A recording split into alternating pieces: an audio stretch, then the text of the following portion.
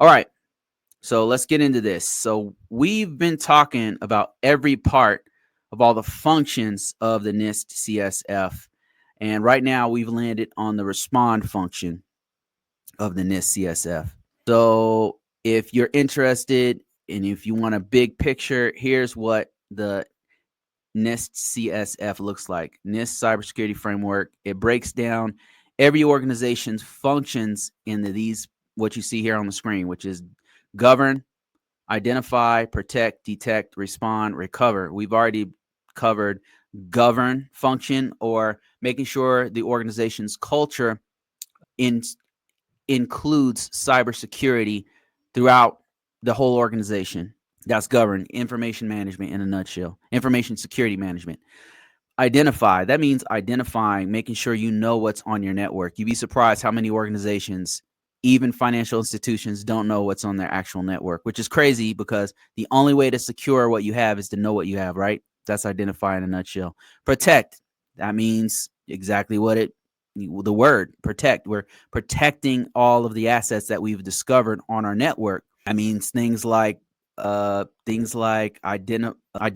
and access management. That means things like least least privilege on all users. That means things like encryption, physical security, all those things. We covered that last week, and then or 2 weeks ago.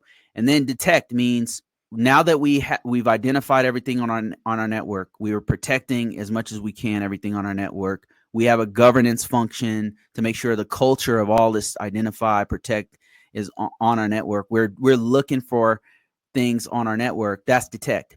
If there's an anomaly on our network or anomalies on our system, we need to know about it, and that's detect function.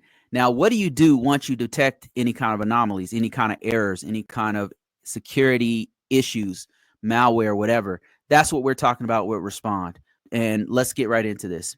So when we're talking about respond, you may have seen this before.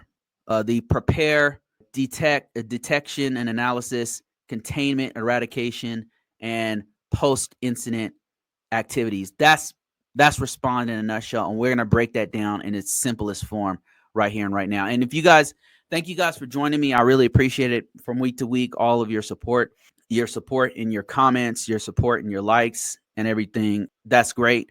I'm going to be answering any questions you have to get into this field when I'm done with this. I'm only going to stay on this one for about 20 minutes to give you an overview of risk of incident response and the response function. And all of this is building into something much bigger that I have coming really soon that I'm building in the background here.